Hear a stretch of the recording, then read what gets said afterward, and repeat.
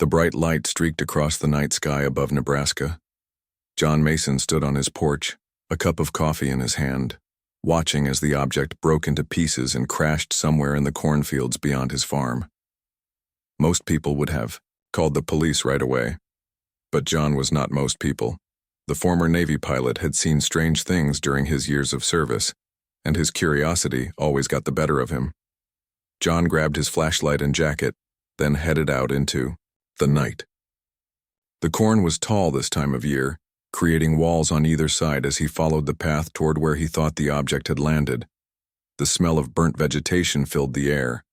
Something had definitely crashed here. After walking for 15 minutes, John found it. A crater about 20 feet wide held what looked like a small spaceship. It wasn't very big, maybe the size of a car, with a smooth silver surface that seemed to absorb his flashlight beam rather than reflect it. Steam rose from the craft as it cooled in the night air. "Hello?" John called out, not really expecting an answer. "Anyone hurt in there?"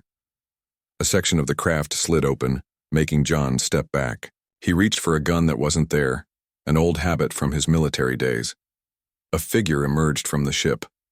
It wasn't human. Standing about 4 feet tall, it had blue-gray skin that seemed to shimmer slightly in the moonlight. Its head was larger than a human's, with 4 small black eyes arranged in a diamond pattern. It had 2 arms and 2 legs, but its fingers were long and thin, almost like tentacles. "Stay back," John warned, though he had no way to enforce the command. The creature made a soft humming sound. Then, to John's surprise, it spoke. Not with its mouth, which was just a small slit, but somehow directly into John's mind. "Help! Injured! Pursued!" John's first instinct was to run. This was crazy. But something about the creature's plea touched him. It seemed scared. "Are you an alien?" John asked, feeling stupid for even saying the words. "Yes. Name, Shozi. Ship damaged. Cannot leave." John looked around nervously.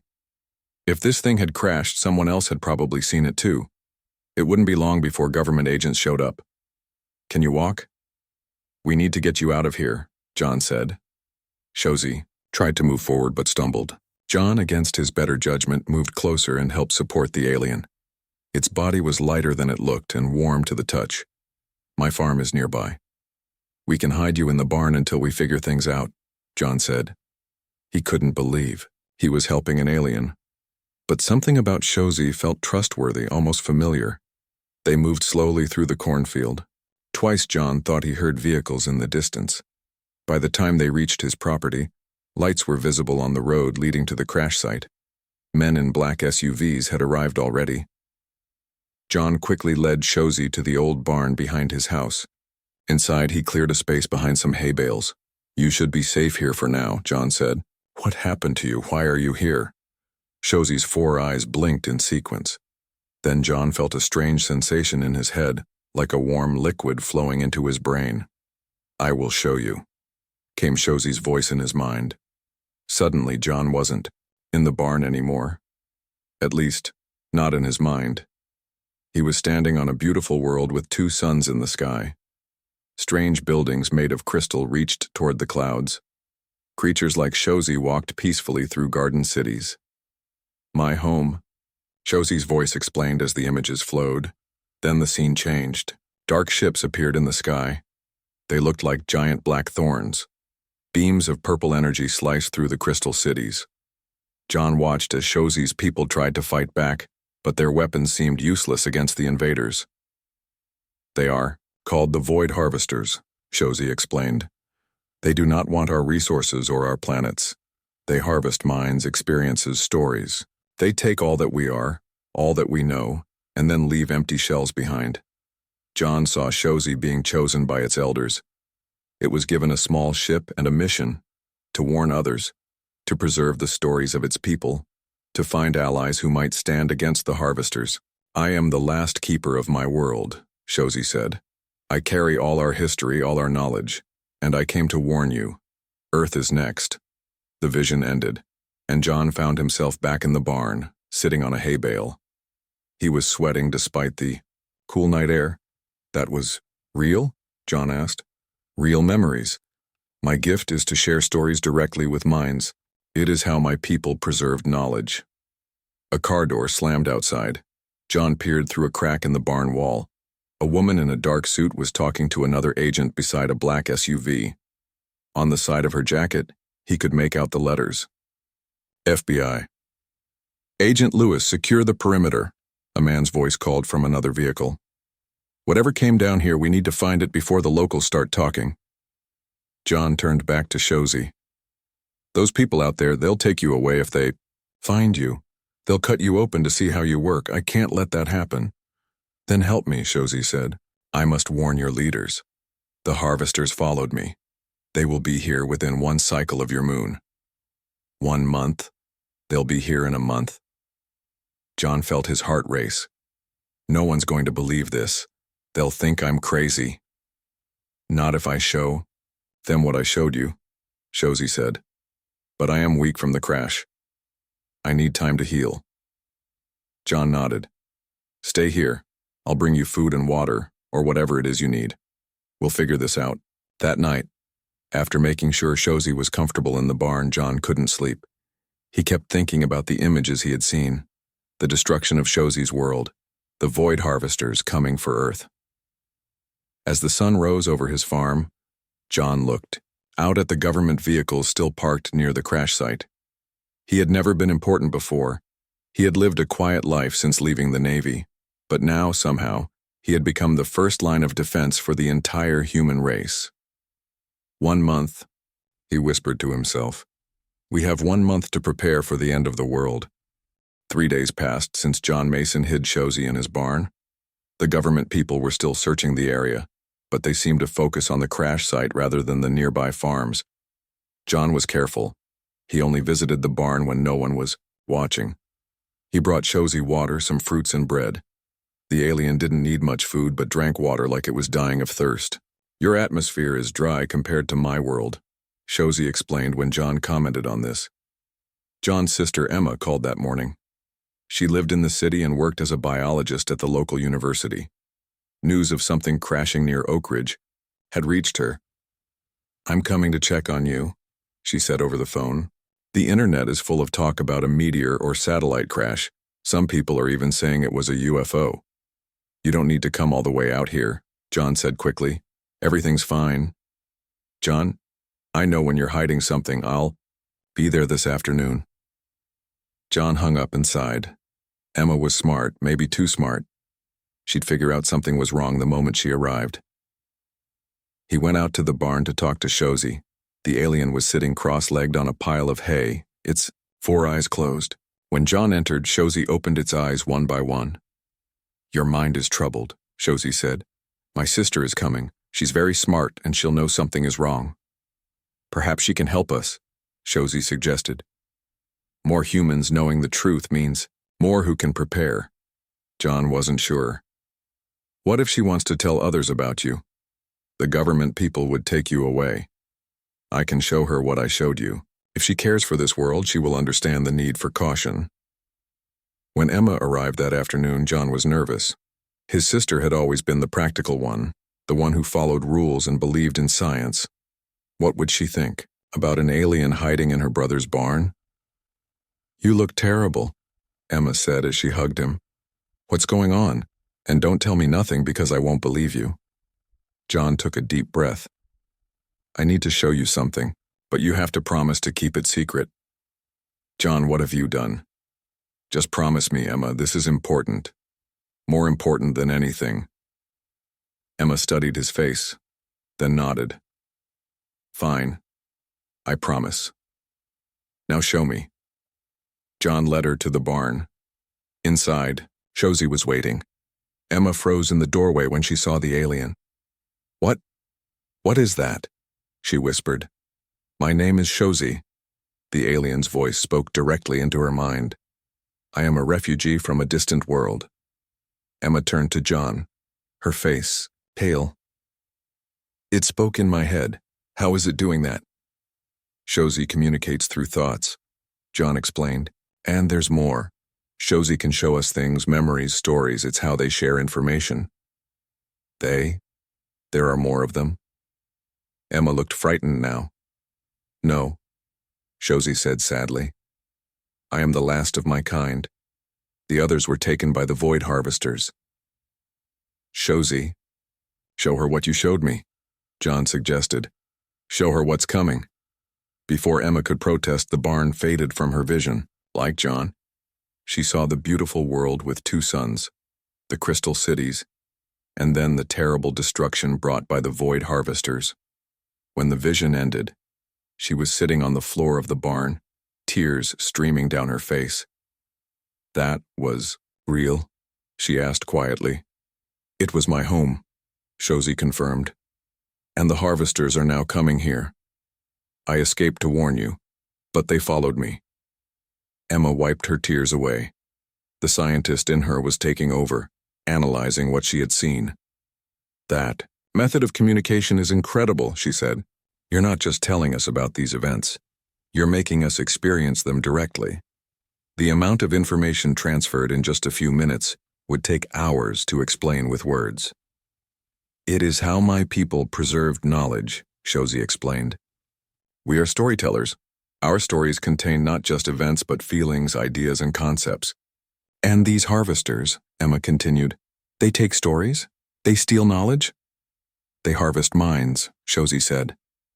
All that makes you who you are, your memories, your experiences, your knowledge, they take it all, leaving only empty bodies behind. Emma looked at John. We need to tell people, we need to warn everyone.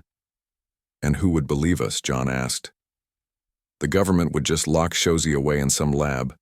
They'd never take the warning seriously until it was too late. As they talked, they heard a child's voice outside the barn. Hello, is anyone in there? John quickly moved to block Shozi from view as the barn door creaked open. A small boy, about 10 years old, peered inside. Billy Porter, what are you doing here? John asked. Billy was from a neighboring farm. I saw you coming out here a lot, Billy said. And there are men in suits all over the place asking questions. I thought something cool might be happening. Billy's eyes widened as he spotted Shozi. Whoa, is that an alien? Billy, this is very important, John said seriously. You can't tell anyone what you saw here. People might try to hurt Shozi if they find out. Billy stared at Shozi with wonder rather than fear. Can it talk? I can share stories. Shozi's voice entered Billy's young mind, gentler than when it had spoken to the adults. To John and Emma's surprise, Billy smiled. Cool. Like movies in my head? Yes, young one, like movies in your head. Can you show me one, please? John was about to object, but Shozi had already begun. Billy's eyes went wide, and a look of wonder spread across his face.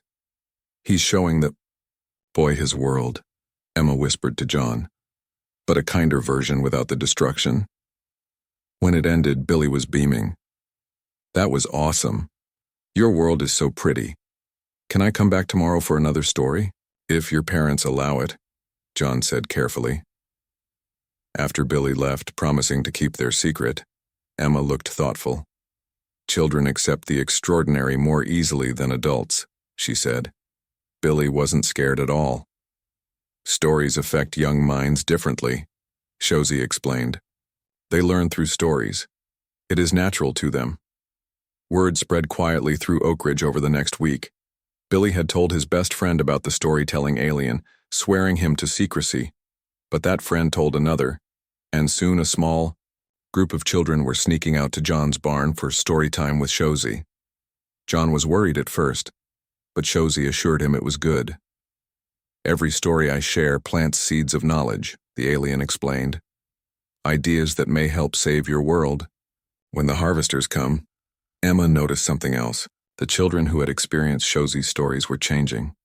They drew pictures of advanced machines they couldn't possibly understand. They asked questions about physics and biology that baffled their teachers. Shozi isn't just entertaining them, Emma realized. It's educating them, preparing them. Meanwhile, the government search intensified. A man named Director Alan Wright arrived in Oak Ridge, bringing more agents. They went door to door asking if anyone had seen anything unusual the night of the crash. Time is running out, Shozi told John and Emma. The harvesters will be here, soon. We must reach more minds, share more knowledge. How? John asked. We can't exactly announce your presence to the whole town. Perhaps, Emma said slowly. We don't have to hide anymore. Perhaps it's time for a proper story time with Shozi. The town hall of Oak Ridge was packed. 6 months had passed since Shozi crashed on Earth and everything had changed. What started as secret story sessions in John's barn had grown into something much bigger. Emma stood at the front of the hall, pointing to diagrams on a large screen. They showed strange machines that no human had built before. Next to her, Shozi sat calmly in a special chair designed for its smaller frame. The energy converter works by capturing particles we didn't even know existed until Shozi showed us, Emma explained to the crowd. It's not just clean energy. It's 100 times more powerful than anything we've ever made. In the audience, scientists from major universities took notes. Government officials watched with interest. The people of Oak Ridge, once simple farmers, and small-town workers, now understood things that the world's top experts were still trying to grasp. It had not been easy to reach this point. When Emma first suggested revealing Shozi to the town, John thought she was crazy. But they had no choice. The aliens' prediction was coming true. Strange objects had been spotted at the edge of the solar system. The void harvesters were coming. The day they decided to go public, Director Wright and his agents had stormed John's farm. Someone had finally talked, but instead of capturing Shozi, they found the alien surrounded by 30 children and their parents, all defending their new friend. It's not dangerous, Billy Porter's mother had told the armed agents. It's teaching our children, showing them wonders. Director Wright had been ready to use force until Shozi spoke directly into his mind. See what threatens your world, the alien had said before showing him the vision of the harvesters. That changed everything. Within days, Wright had become their strongest supporter in the government. He helped set up a research center in Oak Ridge, bringing in scientists to work with Shozi. The small town became the most important place on Earth. We have 13 more prototype defense systems being built, Emma continued her presentation, but we need more materials and more people working on them. A woman in a military uniform stood up. This was General Samantha Collins, sent by the President himself to oversee Earth's defense. My engineers report that the shield technology is still unstable, she said. We can't produce enough power to sustain it around a city, let alone the whole planet. That's why we need to focus on the weapons platforms, argued a man in the third row. This was Jack Webb, once the town's car mechanic, now the lead engineer on a project to build space fighters. Shozi's stories had awakened something in him, a natural talent for weapons design that no one had suspected. John watched from the side of the stage. His life had been turned upside down. His quiet farm was now home to a dozen research buildings. Scientists and soldiers walked where his corn once grew. Sometimes he missed his old life, but then he would remember what was coming. The harvesters will be here in less than a month, Shozi spoke, its voice now projected through speakers so everyone could hear.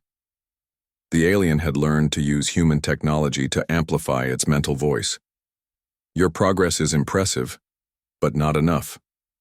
What more can we do? Asked Director Wright. We've already put every available resource into this. There is one more thing, Shozi said. A way to share knowledge faster, to connect more minds. But it is dangerous. The room fell silent. Shozi rarely used words like dangerous. In my world, the keepers could join their minds together, creating a network of shared knowledge. I have held back from suggesting this because joining with other species has never been attempted. It could harm your minds. Emma stepped forward. But it could also give us the edge we need, right? If we could learn even faster, understand more of what you know? Yes, Shozi admitted. But who would risk their mind for this? I would, John said immediately. So would I, Emma added. One by one, others volunteered. First Billy Porter's parents, then Jack Webb, then others from the town. Even Director Wright raised his hand. We'll need to test it first, Emma said. A small group to see if it's safe. That night, John, Emma, Director Wright, and Jack Webb gathered in the main research building. Shozi sat in the center of a circle they formed. Open your minds, Shozi instructed. Do not fight what you see or feel. The alien closed all four of its eyes. A strange humming filled the room, and then John felt it, a connection forming, not just with Shozi, but with everyone in the circle. He could feel Emma's determination, Wright's concern, Jack's excitement, and beneath it all, Shozi's vast knowledge, opening up like an endless library. Images flowed between them. Ideas sparked. John suddenly understood how the shield technology worked, something he had never grasped before. Emma gasped as solutions to problems she had been stuck on for weeks suddenly became clear. When it ended, they were all shaking, overwhelmed by what they had experienced. It worked, Emma whispered. I can still feel some of it. Ideas I never had before. This is just the beginning, Shozi said. With more minds joined, we can achieve so much more. The mind-joining sessions became regular events. More people volunteered each time. Knowledge spread through Oak Ridge like wildfire. Children as young as 10 were solving complex equations. Farmers were designing spacecraft components. The impossible had become everyday. News of what was happening in Oak Ridge spread around the world. At first, many governments were suspicious. Some feared Shozi was controlling people's minds, creating an army of followers. But as the evidence of the approaching harvesters grew stronger, fear turned to desperate hope. A global conference was called. Leaders from every major nation came to Oak Ridge, a small town that had never seen such importance. They watched in awe as ordinary people demonstrated extraordinary knowledge. The harvesters are now passing Mars, Shozi announced during the conference. They will reach Earth in 7 days. The President of the United States stood up. Will our defenses be ready? No, Shozi said honestly. We have made great progress, but the harvesters are too advanced. We need more time. Then we'll buy you time, General Collins declared. Every fighter jet, every missile, every ship we have, we'll throw everything at them while you finish the real defenses. That week was a blur of activity. The whole world, united in a way it never had before. Factories worked around the clock. Soldiers trained for space combat using Shozi's techniques. Scientists barely slept. John found himself working alongside people from countries he had never even visited. Language barriers fell away as Shozi connected their minds, allowing them to share thoughts directly. Peter Green, a linguist who had spent months studying Shozi's communication methods, made a breakthrough 3 days before the harvesters were due to arrive. It's not just about Shozi sharing with us, he explained excitedly to John and Emma. We can share with Shozi too. Our stories, our ideas, things Shozi's people never thought of. How would that help? John asked. Because humans think differently, Peter said. We make connections Shozi's people never did. We solve problems in ways they never considered. If we can share our stories with Shozi, maybe we'll find solutions they never discovered. They tried it that very night. Instead of just receiving Shozi's knowledge, they pushed their own thoughts back. John shared his experiences as a pilot, the instincts he had developed that no computer could match. Emma shared her understanding of Earth's biology, so different from Shozi's world. When they emerged from the session, Shozi seemed changed. The alien sat silently for a long time, processing what it had learned. Your minds are unique, it finally said. You imagine things that cannot be, you dream of impossible things. And sometimes you make those impossible things real. Is that good? John asked. It might be our salvation, Shozi replied. The harvesters have never encountered minds like yours. They expect logic, patterns they can predict. Your human creativity might be the weapon they cannot defend against. With just days remaining, a new plan formed. It wasn't about shields or weapons anymore. It was about stories. Human stories, shared through Shozi's mind-joining technique, amplified and broadcasted out into space. Let them taste human imagination, Shozi said. Let them face something they have never encountered before. The whole world waited as the harvester ships entered Earth's orbit. The final countdown to humanity's greatest test had begun. The sky above Oak Ridge turned black as 7 massive ships moved into position. They looked like giant thorns, just as shozi had shown in its visions. Each one was at least a mile long, with a surface that seemed to swallow light rather than reflect it. "They're here," John said, looking up through the window of the command center that had been built near his farm. Earth's military forces were already in motion. Fighter jets screamed across the sky, missiles launched from ships and ground batteries. Space-based weapons, hastily constructed using shozi's knowledge, fired energy beams at the invaders. General Collins watched the battle unfold on large screens. Her face was grim. "Our attacks are barely scratching them," she said. Just as shozi warned us, the alien sat nearby, all four eyes focused on a different screen. Shozi had grown stronger over the past months, able to process multiple information streams at once. "The harvesters are scanning your planet," shozi announced. "They are mapping population centers, looking for the richest concentrations of mines to harvest." A red light began to flash on one of the screens. Emma, who had been coordinating the scientific teams, rushed over to check it. "They're sending down smaller ships," she reported. "Thousands of them." Outside, the sky filled with what looked like black raindrops falling from the mother ships. Each drop was actually a shuttle, carrying harvester soldiers to the ground. "Deploy the ground forces," General Collins ordered, "and activate the shield over Oak Ridge. We need to protect the command center at all costs." Thanks to shozi's knowledge, they had managed to build one working shield. It wasn't large enough to cover a major city, but it could protect the small town that had become humanity's last hope. A shimmering dome of energy formed over Oak Ridge as the shield generators came online. From space, it would look like a small bubble of light in a world about to be consumed by darkness.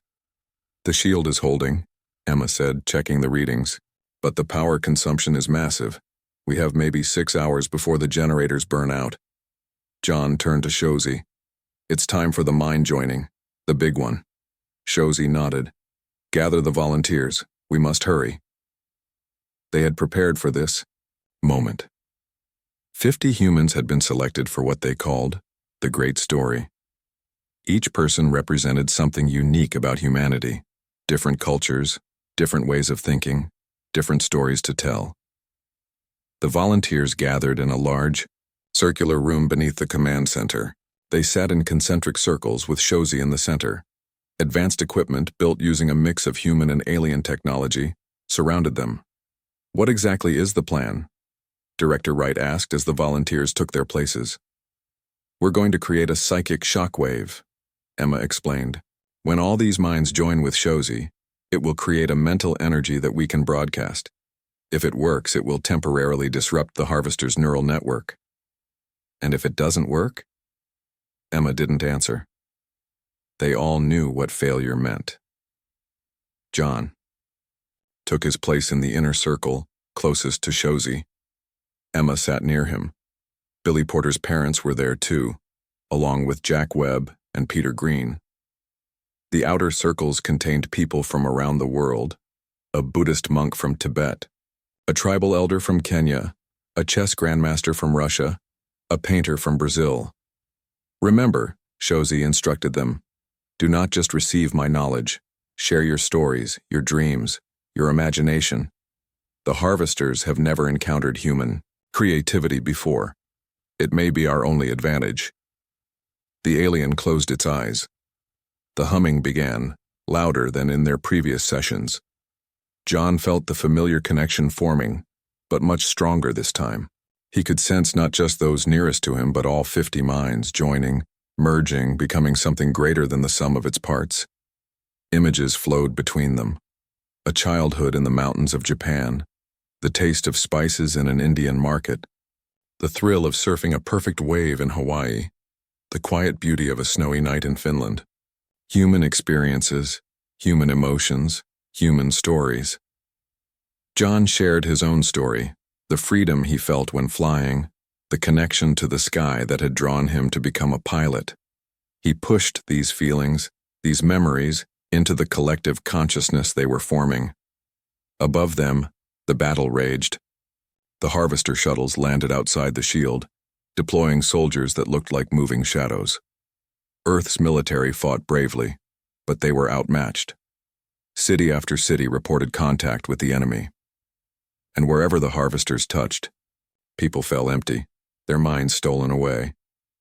In the command center, General Collins watched the defensive line crumbling. The shield over Oak Ridge flickered as more power was diverted to the mine-joining equipment below. "Whatever they're doing down there," she said to her staff, "they better do it fast." In the circular room, the 50 joined mines reached a critical point. John felt like he was everywhere at once, flying over mountain ranges, diving in ocean depths, dancing in crowded clubs, sitting in quiet libraries. The boundaries between self and others blurred. Shozi's alien consciousness acted as the hub, connecting them all, amplifying their mental energy. Through the aliens' vast knowledge, they began to understand what they were creating. A new form of consciousness, a hybrid of human creativity and alien wisdom. Now, Shozi's voice echoed in all their minds. Push outward. Broadcast the great story. They focused their combined will. The equipment around them hummed louder. Energy readings spiked off the charts. And then, something remarkable happened. The mental energy they had created burst outward like a wave. It passed through the shield, through the town, spreading across the world and up into space. Every human on Earth felt it pass through them. A moment of connection, of unity, of shared humanity. And the harvesters felt it too.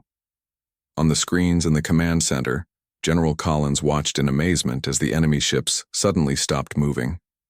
The shadow soldiers froze in place. "What just happened?" she demanded. "The shockwave." Emma's voice came over the comm system from below. "It worked, but it won't last long. Maybe 10 minutes at most." "That's all we need," Collins said. She turned to her staff. "Launch everything we've got. All remaining missiles. All energy weapons.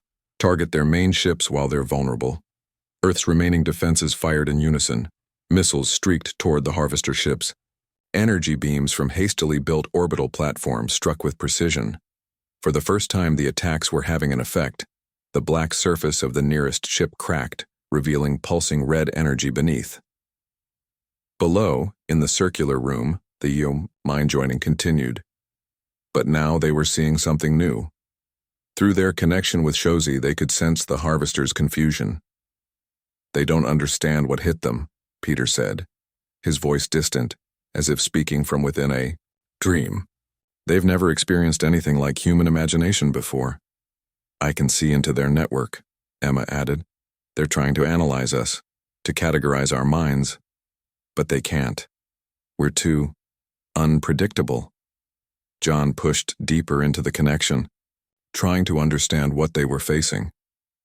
"They're not conquering us for territory," he realized. Shozi was right. They harvest minds because each species thinks in unique patterns. They collect these patterns like we would collect art or music. But human minds don't follow patterns they can predict, Billy's father added. "We make intuitive leaps. We create things that have never existed before." Through their joined consciousness, they began to sense something else. Fear. The harvesters were afraid. For the first time in their long history of consuming worlds, they had encountered a species that could fight back in a way they couldn't counter. The shock wave began to fade. On the surface, the shadow soldiers started moving again. The main ships began repairing themselves, the cracks in their surfaces closing. "They're recovering," General Collins reported. "And our weapons are nearly depleted." In the circular room, the 50 volunteers were showing signs of strain. The mind joining was taking its toll. Some were bleeding from their noses, others shook with exhaustion. "We cannot maintain this connection much longer," Shozi warned. "Human minds are not made for this level of joining." "We need something more," John said. "Something they won't expect." Emma's eyes widened as an idea struck her. "The children." "Shozi, you said children learn through stories in a different way than adults. Their imaginations are more open, less constrained by what they think is possible." "Yes," Shozi confirmed. "But joining with children would be even more dangerous." "Ask Billy," John suggested. "He's been connected to you longer than any other child. Maybe he can handle it. Emma used her comm device to contact the shelter where the children were being kept safe. Billy Porter was brought to the command center, his parents giving permission despite the risks. When the boy entered the circular room, he showed no fear. He had grown used to shozi and the mind-joining sessions. "I want to help," he said simply. Billy was placed in the center of the circle, next to shozi. The alien placed one long-fingered hand gently on the boy's head. "Open your mind completely," shozi instructed. "Show me what you imagine when you think of fighting monsters." Billy closed his eyes. The connection between him and shozi strengthened and then flowed out to the other 50 adults. What they saw amazed them. 1 year passed since the day Earth fought back against the Void Harvesters. The world had changed in ways no one could have imagined before shozi crashed in that Nebraska cornfield. John Mason stood on the observation deck of the new planetary defense center. Once it had been his simple farm. Now it was the heart of Earth's protection system. The fields where he once grew corn were covered with strange buildings housing technology that was part alien, part human, and part something else entirely. Something born from the joining of minds during the Great Story. "Thinking about your old life?" Emma asked, joining him at the window. His sister had changed too. The simple biologist was now the head of Earth Science Council, coordinating research across the globe. "Sometimes," John admitted. "Things were a lot simpler then, but not as important," Emma said with a smile. "Look what we've built, John, look what we've become." Below them, the town of Oak Ridge had grown into a small city.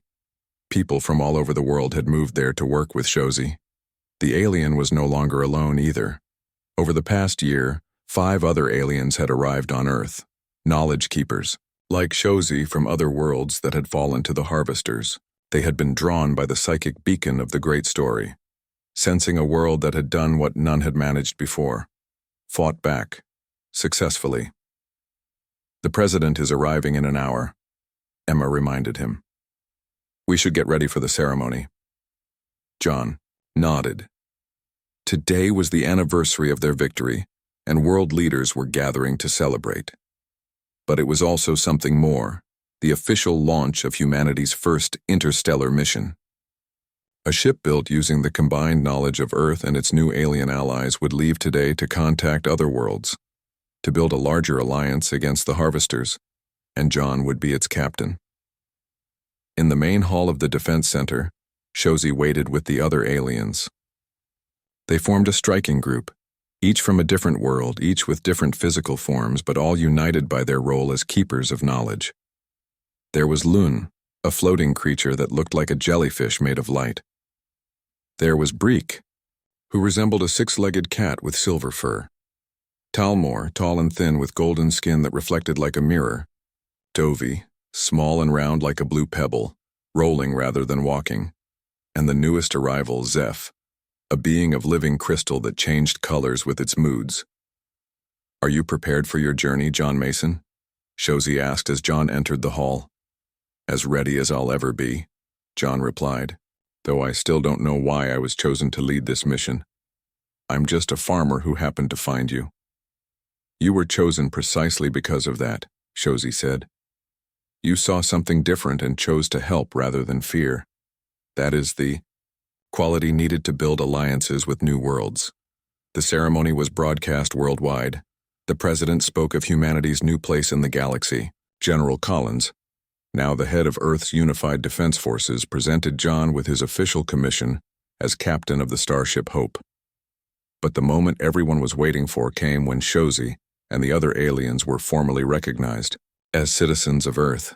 Shozi stepped forward to address the gathered leaders and the billions watching around the world.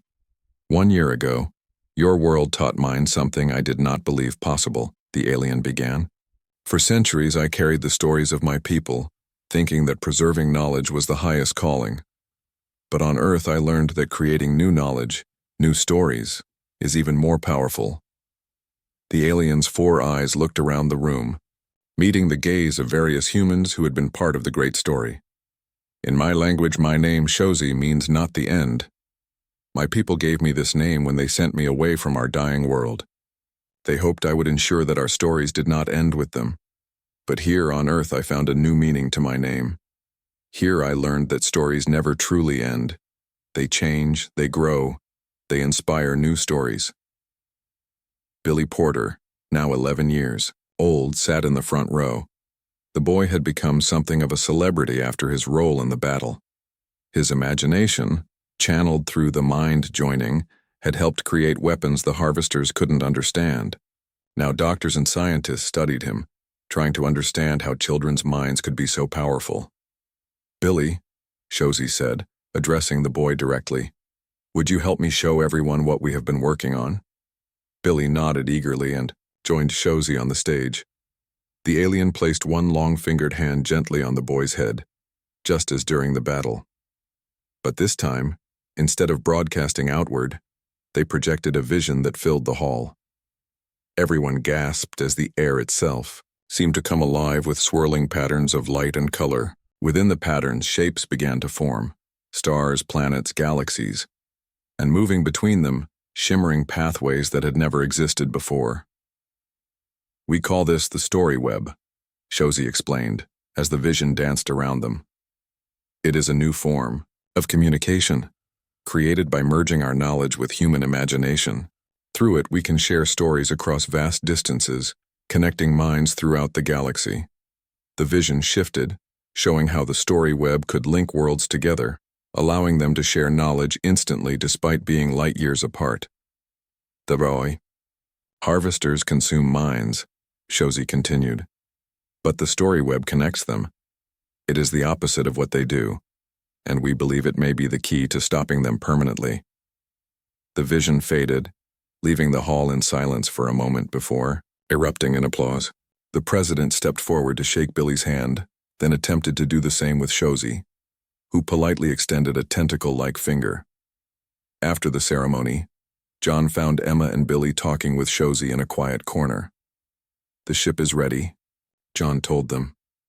"We leave in 3 hours." Emma hugged her brother tightly. "I still wish you weren't going," she said. "We need you here." "No, you don't," John replied with a smile.